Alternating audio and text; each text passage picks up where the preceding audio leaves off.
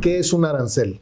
Un arancel es prácticamente una contribución, un impuesto para gravar las importaciones que vienen de un país en específico o de todos los países a otro, a la introducción de mercancías a un país en específico. ¿Sobre qué se graban? Se graban sobre el valor en aduana de las mercancías. ¿Qué implica esto? Que es un valor generalmente el de transacción o el de venta, adicionado con otros incrementables que pueda haber, costos de transportación, costos de seguros, etcétera. Pero básicamente es el valor de adquisición que yo tengo en un país extranjero y sobre el cual el Estado trata de gravar o de nivelar esa actividad al cobrar esa contribución al comercio exterior, a la introducción de bienes a un país. ¿No? Y claramente, y ese impuesto es pagado por los importadores en el país de destino. Ok. ¿No? Es decir, si lo vemos en términos muy básicos, cualquier persona que compra un producto en el extranjero y lo va a importar a México tendría, en principio, y seguramente habrá excepciones, pero la idea es de que tiene que pagar este impuesto que se denomina arancel. ¿Qué tal? ¿Cómo están? Bienvenidos a un nuevo episodio de nuestro podcast Abordando Derecho. El día de hoy tenemos a un invitado de casa. Nos da mucho gusto que esté aquí con nosotros. Él es Mario Lara. Mario es counsel en la oficina de Hogan Lovells México. Tiene pues ya casi 10 años con nosotros en la firma, y Mario se desenvuelve en la práctica de comercio exterior y derecho aduanero.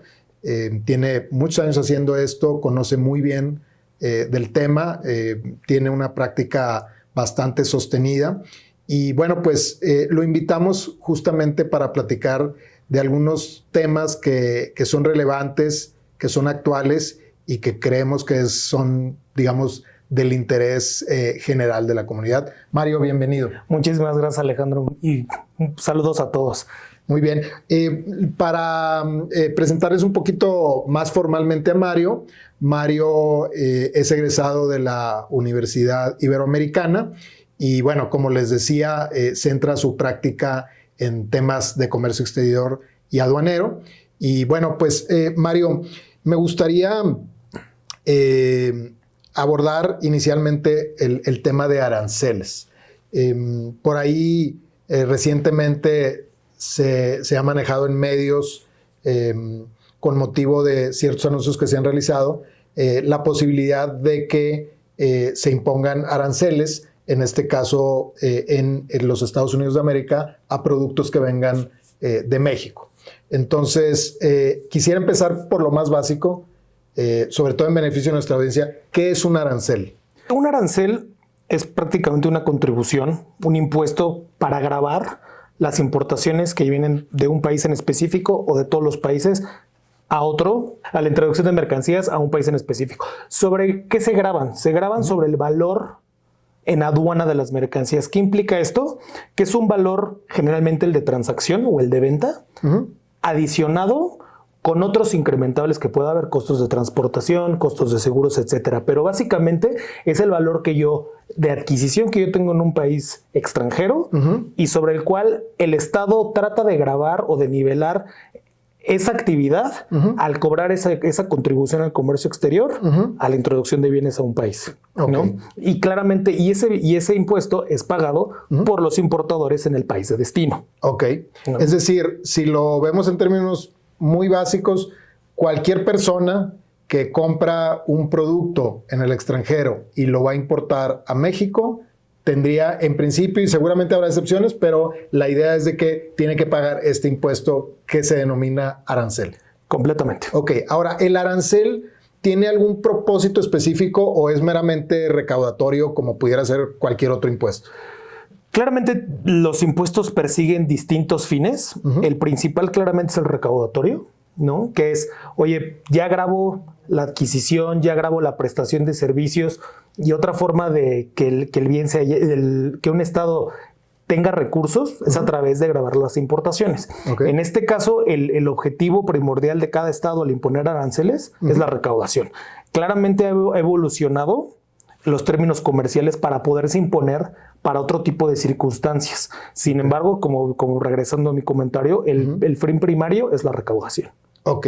Ahora, Mario, por ejemplo, si estuviéramos hablando de México, y se introduce al territorio nacional cierta mercancía, pero con un propósito de que, digamos, vamos a pensar que es un componente, una pieza de algo más, con un propósito de que se integre a un producto que eventualmente será exportado. ¿También se tienen que pagar estos aranceles? Aunque, digamos, la entrada de determinado producto al país va a ser transitoria porque tiene un propósito de integrarse a un producto que va a ser exportado. Claro, gracias. En principio sí. Sin embargo, como esta es una situación que ha detectado el gobierno mexicano en específico para fomentar, por una parte, la inversión y como consecuencia las exportaciones de productos, por una parte tenemos los programas de fomento al comercio exterior, que en términos generales se entiende como el programa IMEX o de Maquila, que su grande beneficio es que yo como empresa mexicana, no importa la inversión de dónde venga, pero como empresa mexicana yo tenga la capacidad o el beneficio de importar temporalmente bienes sin el pago de un arancel.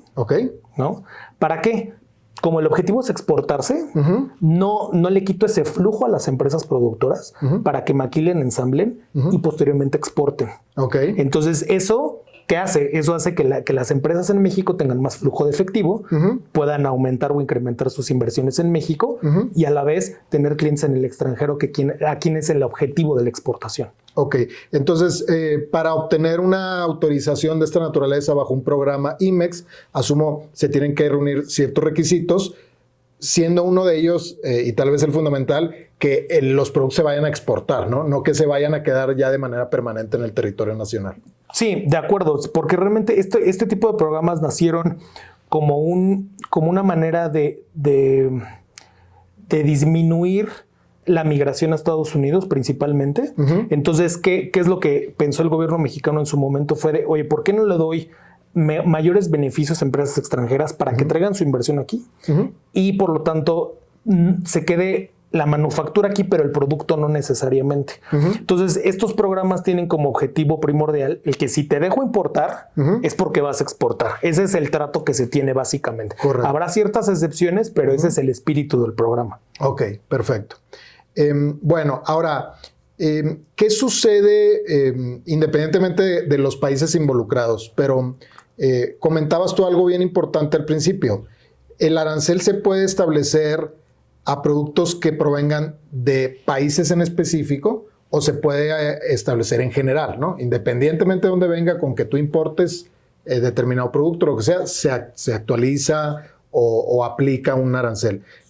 Cuando vienen, o más bien se establecen respecto de regiones, países específicos, bueno, para empezar, preguntar, ¿eso es válido? O sea, puede, por ejemplo, el gobierno mexicano podría establecer aranceles a determinados productos o a productos que vengan de determinadas naciones. Sí, a nivel constitucional se le otorga una facultad al Ejecutivo, en este caso al presidente, para que pueda incrementar o reducir aranceles conforme a las necesidades o emergencia que eso suscite. Y eso puede ser a bienes en específico, a regiones en específico o a países en específico. ¿No? Sin embargo, se tienen que cumplir esos requisitos, no tiene que ser algo aleatorio. O con una medida retaliatoria, sino que tiene que ser simplemente con un objetivo claro y con el objetivo de proteger a la industria nacional y a sus intereses. Ahora, estos aranceles tienen una naturaleza diversa y se aplican en situaciones distintas a, por ejemplo, a cuando un país está o un productor está produciendo o está exportando en situaciones de dumping o tiene subsidios, etcétera. O también ahí estamos hablando de estos mismos aranceles. Creo por ahí que hay un término de cuota compensatoria, etcétera. Sí, es que ese es otro tipo de procedimientos, ¿no? Lo que tenemos que entender es que cuando en este caso el Ejecutivo puede utilizar esa facultad constitucional, es porque se trata de, llamémoslo en lo general, para salvaguardar la seguridad nacional de nuestro país, ¿no? Y ahora bien, estamos por el otro lado, lo que se llama las prácticas desleales de comercio internacional. ¿Qué es una práctica desleal? Es cuando un bien se introduce a nuestro país a un precio mucho menor del que se entiende un valor normal. ¿Y cuál es el valor normal? El valor de mercado, tanto en el país de origen como en el país de destino. Entonces, cuando esa diferencia es sustancial y empieza a haber un incremento de importaciones, claramente, o uno de los efectos que conlleva es que desplacen a la industria nacional. Correcto. Entonces, entra el Estado a realizar una investigación para determinar efectivamente si esas mercancías y ese incremento en las importaciones ha causado un dompeo, ¿no? En los precios y por lo tanto si ha ocasionado una afectación o un daño a la industria nacional. Entonces, lo que trae como consecuencia es que el Estado imponga una cuota compensatoria, que es otra contribución al comercio exterior que se tiene que pagar para nivelar el precio. Entonces, cuando alguien importe un producto, será el mismo precio o el objetivo es para que... Sí, que ya el precio de compra aquí en territorio nacional compita con la producción nacional. Entonces, ahí estamos hablando de otros temas que son sanciones derivados de prácticas desleales de comercio exterior. Correcto. Muy bien. Ahora, cuando, por ejemplo, un país impone aranceles respecto de determinado país en específico, sabemos que en el caso mexicano el Ejecutivo sí tiene esa facultad, siempre y cuando desde luego se justifique, etcétera. Su contraparte puede reaccionar con también un arancel. Sí, por supuesto. Realmente, como la mayoría de los países nos dirigimos bajo las reglas de la Organización Mundial de Comercio, se prevén esta clase de reglas. Es muy difícil que alguien invoque, en términos de las reglas de la OMC, este tipo de medidas, pero cada país en específico tiene sus propios mecanismos para poder o imponer o contraatacar en contra de una imposición de aranceles para productos de nuestro país, en nuestro caso, para cualquier destino que así lo impongan. Ok. Entonces, sí, eventualmente, digamos, en respuesta a aranceles que se puedan establecer en otros países respecto de productos provenientes de México, el gobierno mexicano pudiera eventualmente establecer, digamos, aranceles recíprocos o espejo.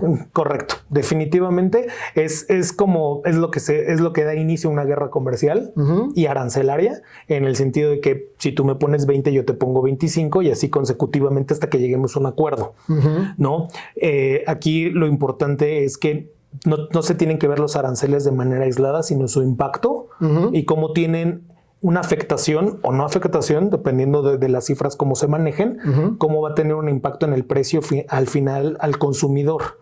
Entonces eso es muy importante porque el objetivo, insisto, de estas medidas extraordinarias es para la protección de la seguridad nacional de un país, más no necesariamente que se utilicen como mecanismos para cualquier otro objetivo. Correcto, sí. Entonces, como dices tú, siempre se tendrá que justificar, aunque a lo mejor en el fondo se trate sí de una medida retaliatoria. Correcto. Siempre estarán justificados bajo el paraguas de seguridad nacional o de cuestiones de orden público de interés. Correcto. Muy bien. Oye, por ahí me enteré y es algo que tengo mucha curiosidad de preguntarte sobre el tema de, digamos, compras hechas en línea a través de sitios de internet, donde entiendo que anteriormente si el producto que estabas comprando o la compra que realizabas era inferior a determinada cantidad, digamos, esa importación estaba libre de arancel, y entiendo que hubo un cambio reciente. ¿Qué nos puedes platicar al respecto? Claro que sí, Alejandro. Sí, digo, nada más como antecedente, México es el país que tiene el mayor número de acuerdos comerciales firmados en el mundo. Entonces, como parte de los beneficios de estos tratados internacionales, es que se establezcan unas reglas que se llaman de minimis, cuando se realizan envíos entre particulares, específicamente por empresas de mensajería y paquetería. Entonces, como se supone que el objetivo de estos envíos es que sea para bienes de uso personal, se estableció un límite de que si un paquete o una mercancía tenía un valor igual o inferior a $50, no estaba sujeto a ningún pago de ningún tipo de arancel o impuesto al comercio exterior, ¿no? Especialmente en mercancías de nuestra región, que son entre Estados Unidos, México y Canadá, ¿no? Que es donde se puede llevar más ese tipo de cambio comercial. Ahora bien, Claramente, pues el comercio exterior ha evolucionado y obviamente tenemos acceso a muchísimo más mercados. Y uno de ellos, y el más importante, es China. Entonces, todos conocemos que los costos de producción y costos de venta de China son en muchas ocasiones más inferiores que cualquier otra competencia en el mundo. Y también se creó el comercio electrónico, ¿no? Plataformas como Amazon, Alibaba, Temu, Shein, etcétera, se crearon donde yo ya puedo intercambiar productos y servicios y no necesariamente tienen que ser a gran escala. Pueden ser para mi uso individual. Sin embargo, el gobierno mexicano detectó que específicamente en plataformas que están establecidas o que venden productos asiáticos, que son inferiores en su gran mayoría a los $50, se aumentó radicalmente el porcentaje de exportaciones de China a México en ese sentido. Para lo cual eso ha provocado dos cosas. Uno, que no tenga ninguna recaudación el gobierno mexicano al respecto. Y dos, ya se ha empezado a ver afectaciones a ciertas industrias clave en nuestro país, ¿no? Dígase calzado, textiles, que son las más importantes, y juguetes. Entonces, lo que el gobierno mexicano determinó fue, hizo un cambio en la regulación aduanera, en el sentido de decir, al menos de que sean mercancías de Estados Unidos y en algunos casos de Europa, etcétera, o países donde nuestro tratado comercial venga esa excepción, podemos seguir importando estas mercancías valores $50. Si no, como es el caso de China, con el cual no tenemos tratado comercial, las importaciones de paquetería que tengan un valor menor o igual a $50 tendrán que pagar una tasa global de impuestos del 19%. La que, digamos, antes de esto, la compra que era superior a $50 pagaba esa misma tasa. Correcto. El 19. Correcto. Esto quiere decir, en esencia, que esa, vamos a llamarle exención, que había de $1 centavo a $50, desaparece. Y ahora, aunque el producto te haya costado $10, $18 o su equivalente en moneda nacional, estará ya grabado con esta tasa. Es correcto. Que es del 19%. Ahora, esta tasa pues le corresponde pagarla, asumo, al comprador, al que está importando. Correcto. Es decir, a la persona que estaba en su casa y realizó un pedido online. Sí, es correcto. Y realmente ahorita, como se están manejando las reglas por parte del Servicio de Administración Tributaria para poder recabar ese recurso, es que le están imponiendo esa obligación a la plataforma. Porque legalmente hablando, el importador es quien compra. Pero quien realmente va a procesar tu importación del empaque no va a ser tú, va a ser la empresa de mensajería y paquetería. Entonces, lo que va a ocurrir es que te lo van a... Como debería ocurrir, te lo tiene que cobrar la plataforma, ese recurso tiene que bajar a la empresa de mensajería y paquetería, y la empresa de mensajería y paquetería reportarlo al SAT. Que eso es lo que hacían ya para, digamos, pedidos superiores a $50. Completamente. ¿No? Entonces no va a ser algo ajeno para ellos. Ahora, también, pues en ciertos casos los precios son tan atractivos para determinados productos que también se generó ahí un nicho de oportunidad para gente que estaba, digamos, comprando, a lo mejor dándole una apariencia de una compra para uso personal, pero que realmente lo estaba haciendo con fines de lucro, ¿no? Con un afán comercial, mercantilista de, bueno, me voy a traer esta mercancía y aquí la voy a revender a un precio que, aún siendo más caro que en lo que yo la compré en la plataforma, va a ser mucho más atractivo, ¿no? Esta práctica, digamos, asumo que pues el arancel se paga indistintamente cuál sea el propósito de la importación. Correcto. Y digo, y en adición y en relación a lo que comentas, perdón, el Servicio de Administración Tributaria ahora le impuso una nueva obligación a las empresas de mensajería y paquetería de mandar reportes de listado de importadores. Entonces, en este caso, oye, Alejandro, ¿cuántas veces está importando al mes a través de empresas de mensajería y paquetería? ¿Por qué? Porque una cosa es que ahora estén grabando las importaciones con este valor y que eso ya va a nivelar los niveles recaudatorios y todo lo que ya comentamos. Pero ahora, como bien comentabas, muchas personas encontraron eso como un nicho para comercializar.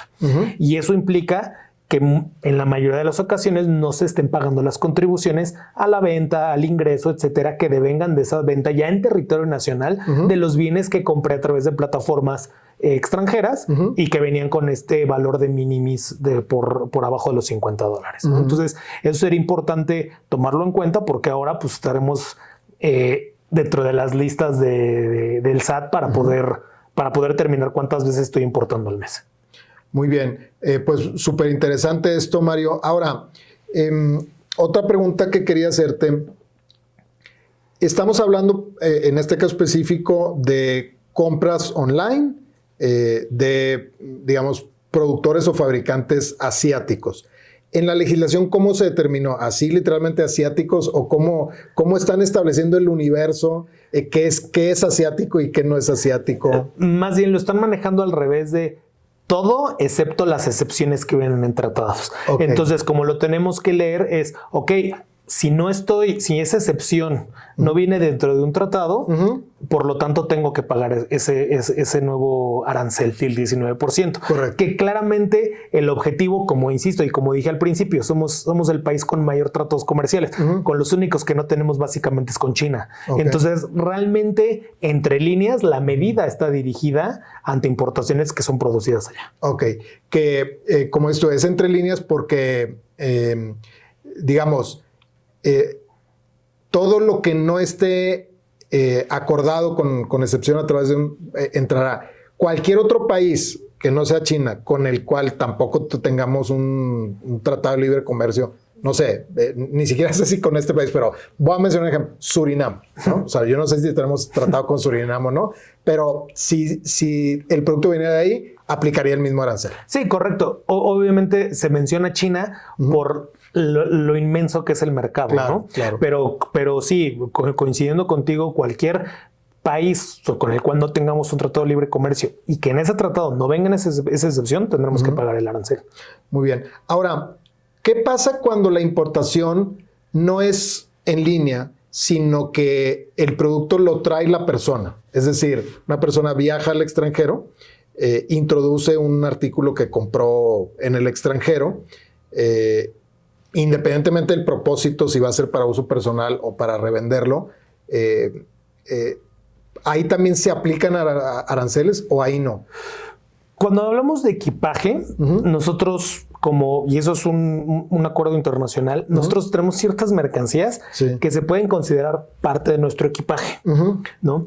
Sin embargo, si traemos, por ejemplo, 3 laptops, si podemos demostrar que son para uso personal, no habrá ningún problema. Sin embargo, si rebasamos esa franquicia que se le llama y la autoridad detecta que nosotros traemos mercancías fuera de esa franquicia, tenemos que pagar una tasa global de igual del 19%. Okay. Y también dependiendo del valor de las mercancías, ¿no? Porque obviamente todo el mundo podemos traer ropa o cualquier souvenir que compramos en el extranjero. Sin embargo, eso no necesariamente está fuera de la franquicia. El problema es cuando dices, oye, fui a un viaje de 3 días y traigo 4 maletas. Eso ya simplemente va a detonar una alarma y decir, ok, esta persona está tratando de abusar de la franquicia y si es detectada, lo que tendría que ocurrir es que tendrías que declarar esas mercancías y pagar igualmente una tasa global del 19%. Ok, que sería eventualmente la misma tasa. La misma tasa. A la importación. Correcto. Digamos. Oye, Mario, pues nos dio muchísimo gusto tenerte aquí el día de hoy. Estos temas pues están al día, se están moviendo rápido. A lo mejor de hoy que estamos grabando este episodio a cuando lo publiquemos puede haber cambios. Estaremos muy atentos y pues nos gustaría tal vez en algunos meses darle seguimiento, volver a platicar contigo y bueno, a partir de lo que haya sucedido durante ese tiempo, pues que nos des tus comentarios al respecto. No, claro que sí, cuenta con ello y agradeceré nuevamente la invitación. No, bueno, pues encantado de tenerte. Pues él fue Mario Lara, counsel de aquí de Hogan Lovells México. Cualquier duda, cualquier comentario, por favor, pónganse en contacto con nosotros a través de nuestras redes. Síganos también, por favor, en nuestro canal de YouTube, Hogan Lovells México. Y bueno, por ahí esperen el próximo episodio. Hasta luego.